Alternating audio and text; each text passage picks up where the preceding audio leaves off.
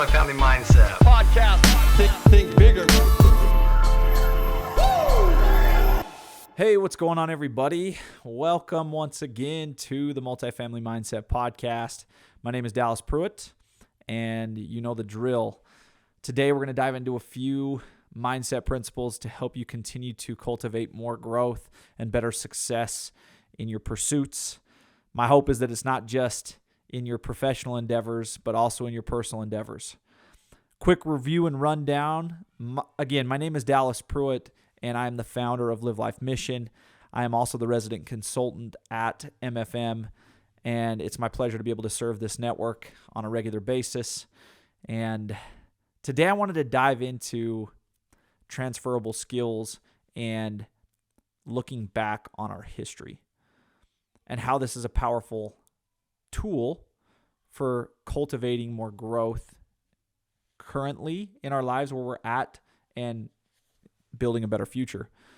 So we listened to an episode prior this week where Tyler interviewed Bo and Caitlin Burrup. I actually have the wonderful privilege of being able to know Bo and Caitlin and work with them on a personal and professional level. They're amazing humans, and they spoke a little bit about their history as Division I athletes, and I thought it was very interesting and kind of a timely thing that we could talk about. Just transferable skills and how obviously their prior experiences have helped set them up for success in the multifamily space, in the world of business. But I want everybody to understand that you don't need to be a Division I athlete to find success in your business endeavors, in your professional endeavors.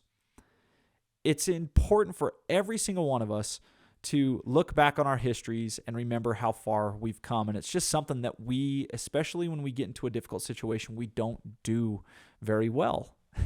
We don't go back and reflect on how far we've come. Now, I'm not talking living in the past. I'm talking extracting powerful fuel to fill your current tank up with confidence in your abilities to be able to figure things out. And here's the thing, even though many of you right now are currently learning new skills, you need to understand the process is the exact same as it has always been in your life. Only now you've mixed in a component of, call it limiting beliefs, call it fixed mentalities, right? Meaning you're older, you've gained more experiences, and with that comes a little bit of stubbornness, but also a layer of fear of not wanting to look dumb or fail in front of others. And again, this is something that requires a little bit of vulnerability because we don't want to really speak outwardly those limiting thoughts, those limiting beliefs that we have inside of us. We don't want to tell people, we don't want to open up and say, look, I don't think I can learn this. I don't think I can figure this out. One, that's a really big lie. But two, speaking it out loud and getting that outside of your mind and to someone else is actually something that really empowers you and disempowers the thought.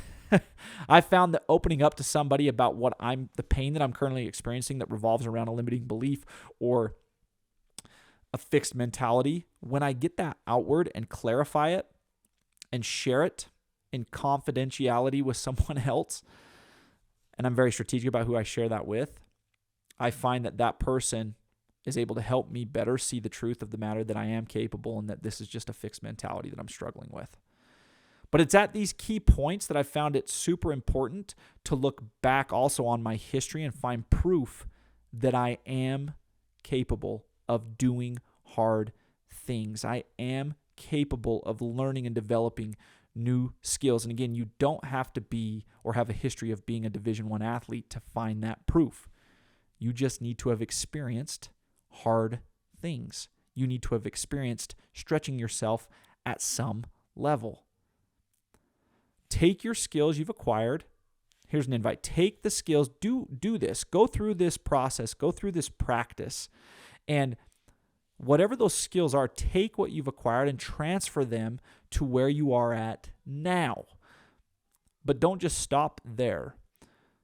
I invite you to build on them. and build new ones. I'll repeat that again. Take those skills that you've acquired and transfer them to where you are at now. Look back and bring them back to the forefront of your life right now. And then, again, don't just stop there. Build on them.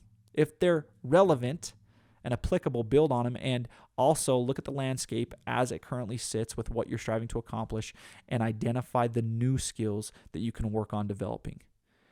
And here's an important point, that not all skills are important right now for you. And if you stretch yourself too wide in the development of too many skills at once, the rate of your progress will be diminished. You'll actually experience a rate of progress that you don't like, and it's because you're biting off way too much. You're biting off more than you can chew. You're not meeting yourself where you're currently at.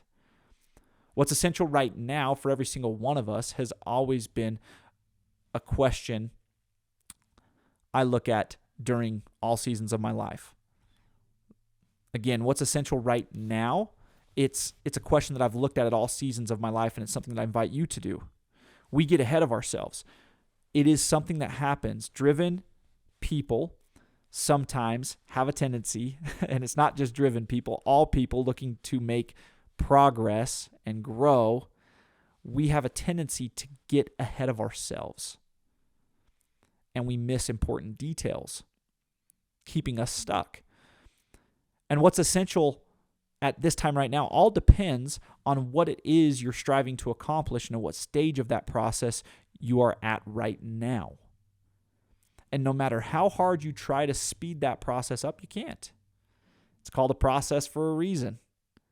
And in order to thrive inside of it, you actually have to figure out not only what matters most, but what matters most right now. For example, in my business, in my personal business, as a consultant and founder of Live Life Mission, what matters most right now is building automated systems on the back end. And look, this work is not sexy. This work is not glamorous stuff, but it's what's needed. And what does that mean for me? Well, as a dad with 4 kids, a career that's already in motion, MFM being one of those companies that I serve, and other priorities like my faith, look, it means that I can only go as fast as I can. It means that some of the things that I like doing the most are put aside momentarily, or that I'm just not capable to put the amount of time I eventually would like to put into all of them. I cannot reiterate enough that whatever you're striving to build, you can't lose sight that it's a process. And the better you get at working that process, knowing that process, refining that process, and loving that process, the greater your results will be in the long term. And to do this, it requires a high level of trust. The value is trust. Trust that what you've got, you need right now. Trust that what you've got, you need right now to get where it is you want to go one day. Trust that right now is working for you. It's not working against you. Trust that solutions will continue to form as you work the process. Trust yourself and your ability to develop skills and figure things out. Trust is actually secondary, or letting go is secondary to trusting. You can only let go of your need or desire for results right now by trusting that engaging in the process is what will provide that.